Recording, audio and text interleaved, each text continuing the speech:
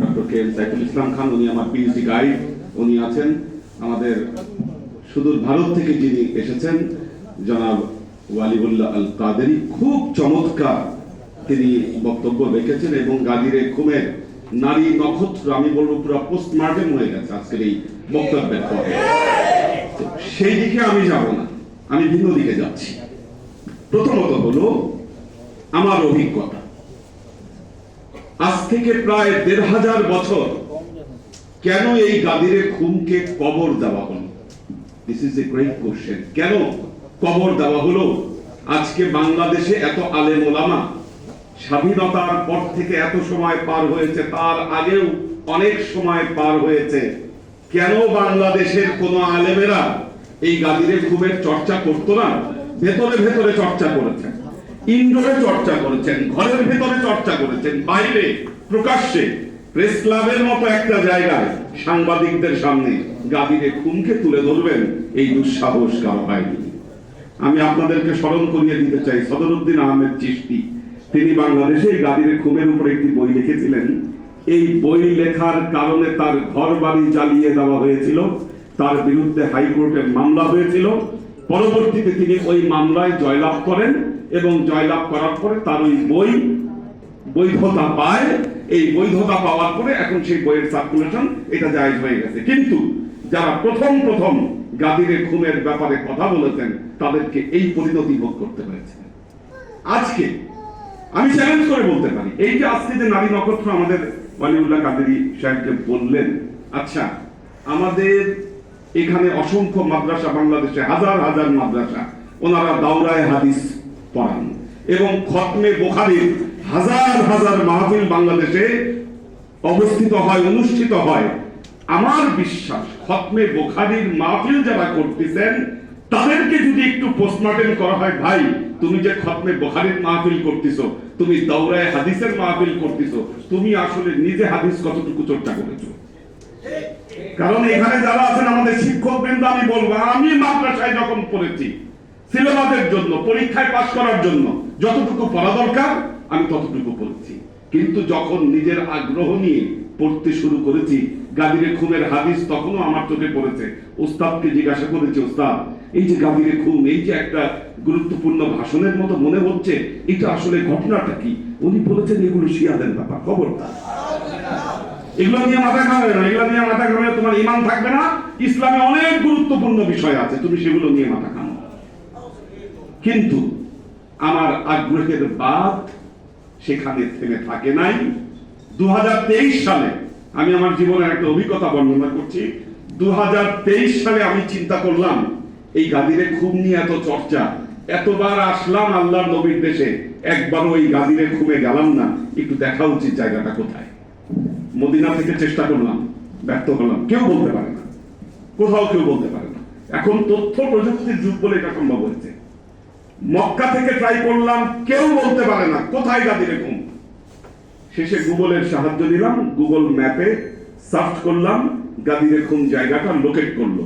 দেখলাম যে জোহফা একটা মিকাত আছে, এই জোহফা মিকাত থেকে 50 কিলোমিটার দূরে, ওখানে গুগল লোকেট করতেছে এটা গাদিরে খুন। আপনারাও সার্চ দিলে দেখতে পাবেন যে গাদিরে খুন জায়গাটা ওখানে লোকেট করছে। এখন যাব কিভাবে? আজনবী জায়গা, অপরিচিত জায়গা, এখন কিভাবে যাব আমরা ওখানে?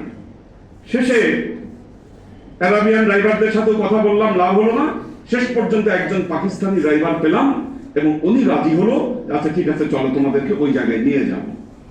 তো আমরা গেলাম, যাওয়ার পরে যেখানে নামলাম, যেই জায়গা লোকেট করেছে ওই জায়গাটা আসলে ওই গাদিরে খুমের যে রিয়েল জায়গাটা, ওই জায়গাটা না, ওটা গুগলে একটা ভুল লোকেশন ওখানে সেভ করা। এখন কি করব? মরুভূমির মধ্যে নেমে গেছি আমরা, প্রায় অনেক দূর হেঁটেছি, হেঁটে যাওয়ার পরে ওই জায়গাটা খুঁজে পেয়েছি, কিন্তু দেখতেছি ওখানে কোনো কিছু নাই। দূরে দেখতে পাচ্ছি একটা স্থাপনার মতো কিছু, একটা ঐতিহাসিক জায়গার মতো দূরে দেখা যাচ্ছে। তখন চিন্তা করলাম আমরা মরুভূমি পার হয়ে যাব।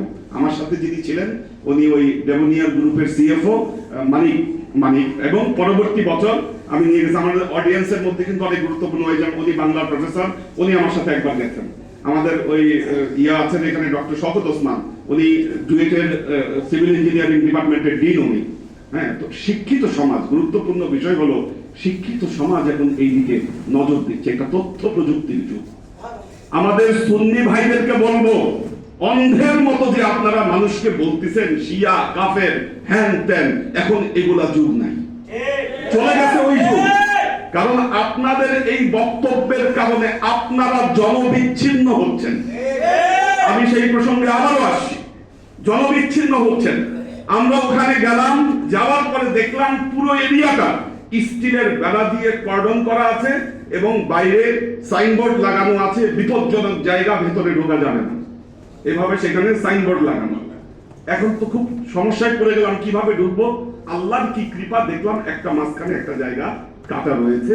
এই জায়গা দেখে আমরা ওখান দিয়ে ঢুকে গেলাম, ক্রলিং করে গড়ায় আমরা ভেতরে ঢুকেছি। ঢুকার পরে গাদিরে খুমের যেই জায়গায় আল্লাহর নবী ভাষণ দিয়েছিলেন, ওই সময়ের বানানো একটা মসজিদ, ঐতিহাসিক মসজিদ, তার ধ্বংসাবশেষ এখনো ওইখানে দাঁড়ানো আছে। কিন্তু তার চতুর্পাশে সৌদি গভর্নমেন্টের কোর্টের ওয়ার্ডার লাগানো আছে যে এই জায়গায় ঢোকা নিষিদ্ধ, কেউ যদি এই জায়গায় প্রবেশ করে, আমার কাছে সব ছবি তোলা আছে, এই যে ওয়ার্ডার গুলার ছবি আমি তুলে নিয়ে আসছি, কেউ যদি এখানে প্রবেশ করে তাহলে আইনত দণ্ডনীয় হবে, যে আইনত সে শাস্তিযোগ্য হবে। ঘটনা হলো ১৫০০ বছর ধরে আপনি এই ইতিহাসকে কবর দিয়েছেন। আপনি আজকে ওখানে কেউ যেতে পারে না কেন? কারণ মক্কা এবং মদিনার গুরুত্বপূর্ণ রুট ছিল ওই গাদিরে খুম। আজকের দিনে ওই রুটকে ৮০ কিলোমিটার দূর দিয়ে ঘুরিয়ে দেওয়া হয়েছে, যার ফলে ওখানে যাওয়ার ক্ষমতা কারো নাই। আপনি ৮০ কিলোমিটার দূর দিয়ে আপনি ঘুরিয়ে দিয়েছেন, তারপরে পুরো জায়গা স্টিল দিয়ে কর্ডন করেছেন, কোর্টের ওয়ার্ডার লাগিয়েছেন। কেন? আপনি দেখবেন পৃথিবীর যত দেশে যাবেন তাদের ঐতিহাসিক জায়গাগুলা, তাদের ধর্মের সাথে সম্পৃক্ত জায়গাগুলা তারা প্রকাশ করতে আরো গর্ববোধ করে যে আমাদের ইতিহাস ঐতিহ্য হাজার বছরের। আপনি কেন কবর দিয়েছেন? কোথায় ভয়? কোথায় ভয়? বলো, ভয়টা কোথায়? আজকে যদি গাদিরে খুনের সত্য প্রতিষ্ঠিত হয়, লস কাদের সমস্যা? আজকে গাদিরে খুনের সত্য যদি প্রকাশিত হয়, লস হচ্ছে ওই যে আল্লাহর নবীর হাদিস না, সাআতি আলা উম্মতি কামা আতা আলা বনি ইসরাইল আন-নাআলু বিন-নাআল। আমার উম্মতের মধ্যে এমন অবস্থা আসবে যেমন অবস্থায় এসেছিল বনি ইসরাইলের ভেতরে। বনি ইসরাইল ৭২ কাতারে বিভক্ত হয়েছিল। আমার উম্মত ইয়াতাফাররাকু উম্মতি সালাসা ওয়া সাবঈনা ফিরকা, আমার উম্মত ৭৩ কাতারে বিভক্ত হবে। কুল্লুহুম ফিন-নার, ৭২ কাতারি জাহান্নামী, ইল্লা ফিরকাতাল ওয়াহিদা, একটা ফিরকা ছাড়া। আপনি কিভাবে আশা করেন এখানে প্রোগ্রাম করবেন আর হাজার হাজার লোক আপনার প্রোগ্রামে চলে আসবে? মনে রাখতে হবে ৭২ কাতার বাতিলের পক্ষে থাকবে, এক কাতার আহলে বাইতের পক্ষে দাঁড়ানোর অধিকার আছে।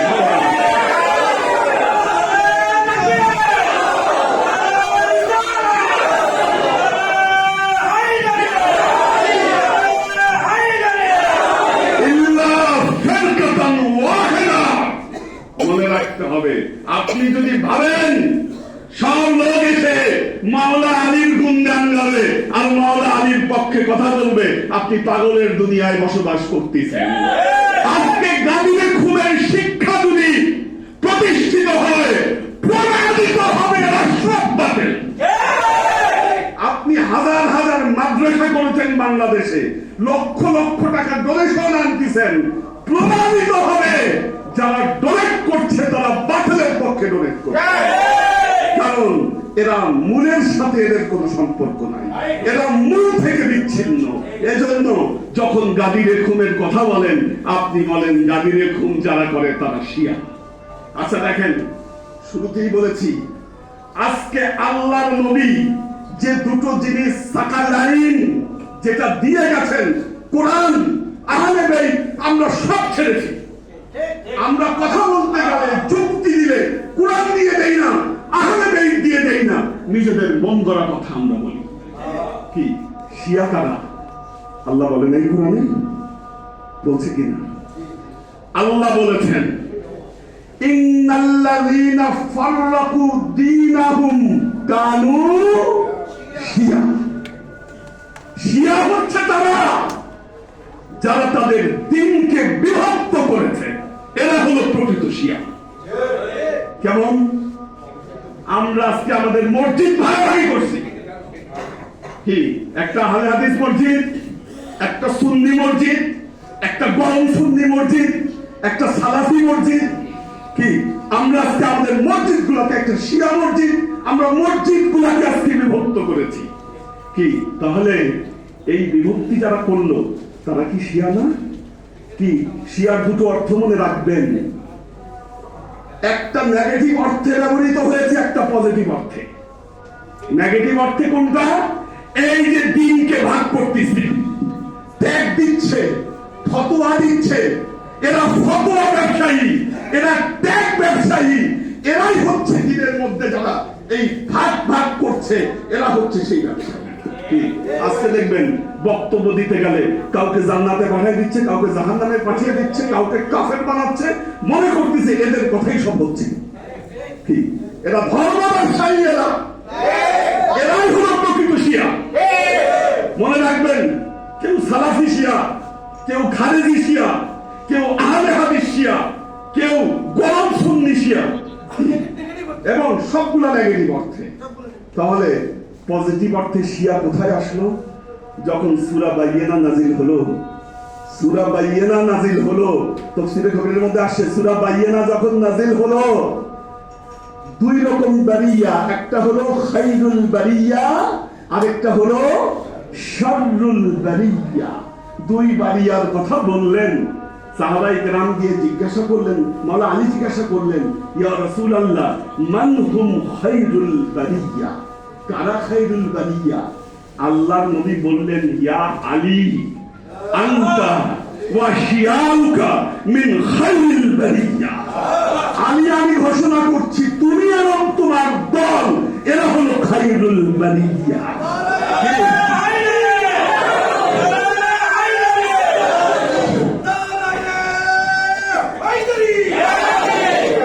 যে খারেজি নাসিবি যার নাম আপনি বলেন, আজকে যারা আমাদেরকে ট্যাগ দিচ্ছেন, এই প্রেস ক্লাবের ময়দানে আমি দৃঢ় কণ্ঠে বলতে চাই, আজকের এই দিনে আলীর দলে থাকতে পারা আমি আমার নিজের জন্য গর্ববোধ করি। যদি শিয়ার অর্থ যদি হয় শিয়ায় আলী, আমি সর্বপ্রথম সৌভাগ্যবান মনে করব আমার নিজেকে, যে আমি দুনিয়ায় থাকতে আমি শিয়ায় আলীতে থাকার তৌফিক আল্লাহ আমাকে দিয়েছে। কারণ মনে রাখবেন, যার দিল মুর্দা, কলব মরে গেছে, সে কখনো আলীর দলভুক্ত থাকতে পারবে না।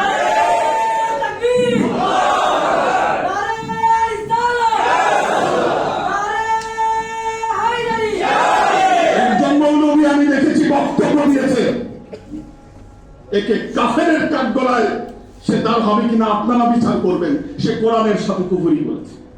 কেন? একজন মৌলবী বলেছে গাদির মানি, গাদির মানি, কিন্তু আজমতে আহলে বাইত মানি না। আজমতে আহলে বাইত মানি না।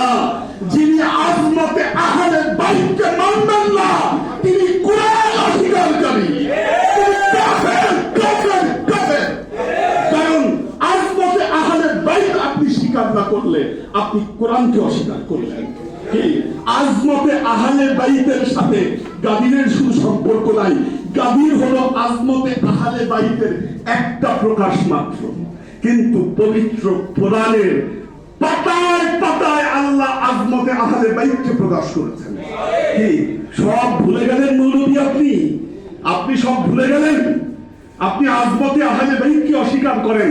আবার কেউ কেউ পানি ঘোলা করে মাছ স্বীকার করতে যাচ্ছে। কেন? তাদের জায়গাটা কোথায়? তারা আহলে বাইত আর খলিফায়ে আজমাইন এনাদের দুইজনকে এক পাতায় তুলনা করতে যাচ্ছে, তুলনা নিয়ে আসতেছে। কেন? কারণ তুলনা নিয়ে এসে খেপায়ে যদি দুই একটা কথা বের করতে পারে খলিফা আজমাইনদের বিরুদ্ধে, তাহলে প্রমাণ করতে সুবিধা হবে আমি শিয়া। কি তোমাদের ধান্দাবাজি বুঝি না? কি ধান্দাবাজি বুঝি না? মনে রাখবেন, আহলে বাইতের সকল সদস্য পাক পাঞ্জাতুনেরা ওনারা সাহাবী ছিলেন, কিন্তু বাকি কোন সাহাবী আহলে বাইতের অন্তর্ভুক্ত ছিলেন না। কাজে তুলনা কোথায় করতে হবে এটা তো বুঝতে হবে।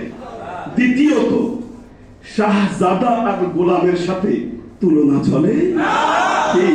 আজকে যারা তরিকতপন্থী আপনারা বুঝবেন শাহজাদার সম্মান কোথায় আর গোলামের সম্মান কোথায়। আমার দুঃখ লাগে আজকে বাংলাদেশের পীর সাহেবেরা যারা আছেন, প্রতিটা হক তরিকার প্রতিষ্ঠাতা যারা, তারা প্রত্যেকেই শান এবং তারা শানে আহলে বাইতের আজমত তারা প্রকাশ করে গেছেন। আমি পিএইচডি করেছি খাজা মঈনুদ্দিন চিশতির উপর, আমার উস্তাদ ছিলেন আমাদের doctor K M Saiful Islam Khan sir. আমরা পিএইচডি করেছি এবং খাজা বাবার বিভিন্ন মাকতুতা পৃথিবীর বিভিন্ন জায়গা থেকে তুলে নিয়ে এসেছি। ওনার লেখায় লেখায় পাতায় পাতায় প্রকাশ করেছেন যে আমি মঈনুদ্দিন, আমি গোলামে আহলে বাইত। দিন বলতে যা বোঝায় আজকে যদি গভীর থাকতো কারবালার ঘটনা দশই পহরমে ঘটতো না। যারা গভীরকে খবর দিয়েছে তারাই ঘটিয়েছে এই দশই পহরমের ওরাই আজকে ওই খালেদিরা তাদের প্রেতাত্মা আমাদের সমাজের মধ্যে বেঁচে আছে। কি আমরা যখন গাদির নিয়ে কথা বলি এই প্রেতাত্মারা জেগে উঠে আর তাদের বিষ মন্ত্র আমাদের বিরুদ্ধে তারা টানতে থাকে। মনে রাখবেন এরা আজই ধ্বংস হবে। কারণ আমি যখন গাদিরের খুনের ময়দানে গিয়েছিলাম, ওখানে গিয়েই প্রথম আমার সবকিছু পরিবর্তন হয়েছে। আমি বুঝতে পেরেছি হক কোনটা আর বাতিল। বিশ্বাস করেন। এবং ওই সময় আমি সিদ্ধান্ত নেই, আপনারা দেখবেন এর আগে আহলে বাইতের শান মান আজমত এর পক্ষে আমার কোনো বক্তব্য ছিল না। আমি টেলিভিশনে প্রোগ্রাম করতাম, তাদের সাথে প্রোগ্রাম করতাম, দেখবেন বাংলাদেশের শীর্ষস্থানীয় আলেমদের সাথে আমি প্রোগ্রাম করে গেছি। কিন্তু যখন গাদিরে ভূমি আমি গিয়েছি, আমার সকল বিশ্বাসের মধ্যে আঘাত আসছে। আমি হকের পথে কথা বলতে শুরু করছি, তারা সবাই আমাকে ত্যাগ করেছে সবাই। আপনারা আমার টেলিভিশন প্রোগ্রামগুলো দেখবেন, বাংলাদেশের শীর্ষস্থানীয় আলেমদের সাথে আছে, তারা ত্যাগ করেছে আমাকে। আমি সন্তুষ্ট, কারণ আমার ভেতরে সত্য জাগ্রত হয়েছে। আপনি যতই মিথ্যাচার করেন, এই সত্যের জায়গা থেকে আপনি আমাকে কখনো অন্তত পক্ষে ফিরাতে পারবেন না। আমার মনে হয় এটা জায়গাটা আছে কিনা আমি জানি না, কারণ যে জায়গায় কোরআনের কয়েকটি আয়াত নাযিল হয়েছে সেই জায়গাটা একটা তাসির আছে। এবং আপনারাও যদি কেউ যান ওখানে, আমার বিশ্বাস যে বিশ্বাসের জায়গায় বিরাট একটা পরিবর্তন চলে আসবে। তো আসলে অনেক আজকে দেরি হয়ে গেছে, আমার বক্তারা আছে, আজকে আমি এই পর্যন্তই থামছি, আর বেশি দূর যাচ্ছি না আমি। কিন্তু মনে রাখবেন, আমি বাংলাদেশের পীর সাহেবদের কথা বলেছি যে আপনারা দাবি করেন আপনারা পীর সাহেব, আপনারা দাবি করেন আপনারা ওয়ালি, কি বেলায়েত বলেন, পীর সাহেব বলেন। আচ্ছা, মুরিদরা এটা বিশ্বাস করেন কিনা যে কিয়ামতের ময়দানে আপনাদের পীরের সাথে আপনাদের দেখা হবে? করেন কিনা? এই বিশ্বাসেই তো বায়াতের তরিকা নিয়েছেন আপনি। এবং আপনার পীর সাহেব আপনাকে কিয়ামতের ময়দানে মুহাম্মদ মুস্তাফা সাল্লাল্লাহু আলাইহি ওয়াসাল্লামের হাতে সুপর্দ করবে। কি এটা যদি না হয়, এই ক্ষমতা যদি না থাকে, ওই পীরের মুরিদ হওয়া উচিত না। আমার দুঃখ লাগে আমাদের পরিস্থিতি কোথায়। বাংলাদেশে একজন পীর আছেন, আমি নাম বলবো না, ওনার লক্ষ লক্ষ ভক্ত। আপনারা এই কয়জন ওনার ভক্তের সামনে কিচ্ছু না। উনি বলেন ইয়াজিদের ব্যাপারে কি কাজ আছে? ইয়াজিদ সারা দিনে 100 রাকাত নামাজ পড়তো, রাত জেগে তাহাজ্জুদ পড়তো। কোন পীরের বক্তব্য যদি এই হয়, সে নিজে যেমন পথভ্রষ্ট, সে তার লক্ষ লক্ষ উম্মতকে পথভ্রষ্ট করে। কারণ এখানে আল্লাহ নবী বলেছিলেন, রেখে যাচ্ছি, আমি জিজ্ঞাসা করবো কিয়ামতের ময়দানে। কি লা ইয়াতাফাররাকা হাত্তা ইয়ালিদা আলাল হাউস, ছাড়বা না যতক্ষণ পর্যন্ত হাউজে কাউসারে আমার সাথে সাক্ষাৎ না হবে। বুখারী, মুসলিম, তিরমিজি, আবু দাউদ সব হাদিসে বর্ণিত হয়েছে কাল কিয়ামতের ময়দানে একদল লোক আল্লাহর নবীকে দেখবে, দেখে বলবে ইয়া রাসূলুল্লাহ, রাসূলকে দেখে দৌড় দিবে। আমার নবীও বলবে উম্মতি উম্মতি, হায় রে আমার উম্মত। সুম্মা ইয়াহুলু বাইনি ওয়া বাইনাহুম, কি হবে? পর্দা পড়ে যাবে এরপর তার সাথে আর আমাদের সাথে। আমি বলবো আল্লাহ কি হলো, এরা তো আমার উম্মত ছিল, পর্দা পড়লো কেন? আল্লাহর পক্ষ থেকে জানাবে নবী আপনি জানেন না, আপনি চলে যাওয়ার পর আপনার আদর্শকেরা ত্যাগ করেছে, কি আপনার দিনকে পরিবর্তিত করেছে, পাক পাঞ্জাবুনকে রেখে গেছি, কোরআনকে রেখে গেছি, পরিত্যাগ করেছে। কি বলবে নবী? সুহকান সুহকান লিমা গায়্যারা মিন বাদি, দূর হোক ওই সমস্ত লোক যারা আমার পরে আমার দিনকে তারা পরিবর্তন করেছে। পীর সাহেব হুজুর, আপনি আজকে দুনিয়ার ময়দানে কয়েকজন, আমার বাবা একটা কথা বলতেন, হাইসা কাইসা চাঙ্গু মাঙ্গু জালু নয় ঢালু। কেন বলছি এই কথাটা? কারণ খেয়াল করে দেখবেন যারা গাদির নিয়ে চিল্লাচিল্লি করছে কেউই ব্লাডের দিক থেকে কেউই খানদানি পীর সাহেবের সিলসিলার সাথে জড়িত না। এরা সবাই গোলামি করেছে, পীর সাহেবদের মাদ্রাসায় পড়েছে, তাদের ফান্ড থেকে তারা খেয়েছে, নুন খেয়ে এখন বড় হয়ে এখন এদেরই বিরোধিতা করতেছে। আমাদের জীবনের বাস্তবতা এগুলো, আমরা দেখতে পাচ্ছি এই জিনিসগুলো। খানদানি পীর সাহেব কিন্তু কেউ না। কাজেই আপনি দুনিয়ায় যদি আহলে বেইতের পক্ষে আপনি দাঁড়াতে ভয় পান, কালকে কিভাবে আপনি আপনার মুরিদদেরকে নিয়ে আপনি আহলে বেইতের মাধ্যমে রাসূল পর্যন্ত পৌঁছাবেন? কি আহলে বেইত ছাড়া পৌঁছাইতে পারবেন আপনি? লা ইয়াতাফাররাকা, লা ইয়াতাফাররাকা, নবী বলে গেছেন কখনো পৃথক হবে না যতক্ষণ পর্যন্ত না এই যে হাউজে কাউসারে আমার সাথে দেখা না করবা। যে আশা করতেছেন এটা ভুলে যান। তবে হ্যাঁ, আশার আলো দেখতে পাচ্ছি, আশার আলো এতটুকুই দেখতে পাচ্ছি, এটা বলে শেষ করব। যখন প্রথম এসেছিলাম চিটাগাঙ্গে, এই যে আমাদের চিটাগাঙ্গে যারা আহলে বেইত প্রোগ্রাম করেন, আমি খবর পেলাম ওনারা আহলে বেইত প্রোগ্রাম করেন। আমাদের সম্পদ বিল্লাহ, তারপর আমাদের গোলাম মোর্শেদ ভান্ডারী এবং চিটাগাঙ্গের কয়েকজন আছেন। আমরা প্রথম বছর প্রোগ্রাম করেছিলাম প্রেস ক্লাবে, এইরকম মাত্র 300-400 মানুষ। বঙ্গবন্ধু হল, হ্যাঁ 2021 সালে। 2026 সালে এইবার প্রোগ্রাম করলাম জিএসি কনভেনশন হলে 5000 মানুষের উপস্থিতি। 5000 মানুষ, বৃহত্তম জশ্নে জুলুস। এবং বিশ্বাস করেন প্রথম বছর যারা আমাকে গালাগালি করছেন তাদের ফেসবুকে শিয়া কলমকে স্ট্যাটাস দিয়েছেন, আমি খুশি হয়েছি। এদের মধ্যে কেউ কেউ এইবার গাদিরে খুবই আমি দেখেছি তাদের প্রোফাইলে তারা এর পক্ষে স্ট্যাটাস দিয়েছে। বাংলাদেশের বহু পীর সাহেবরা স্ট্যাটাস দিয়েছে, তার মানে মনে রাখেন রেনেসাঁ শুরু হয়ে গেছে।